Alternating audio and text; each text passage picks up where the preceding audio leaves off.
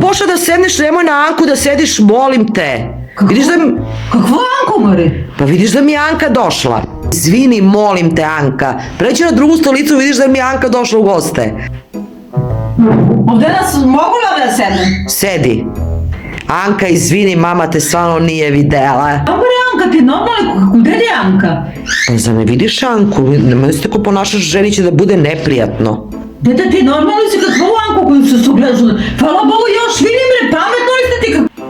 Izvolite, ovo je za Anku. Izvolite, mama. Ajde, posluži Anku kolačima, vidiš da joj je neprijatno sada. Ma normalno sam li kakva Anka, ajde, evo ti Anka, izvolite kolač, evo ti Anka moja kafa, izvolite mo... Dete, ti da li si normalno? Kakvu Anku imaš bre? A dete, ti me izludiš od tija telefoni bre. Če malo plašiš Anku.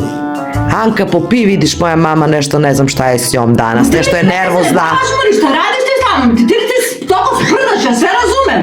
Kakva Anka, što me praviš blesavu? Što radiš ti sa mnom? Gospode Bože, otkači mi Mari. Još što mi treba, normalno li si ti?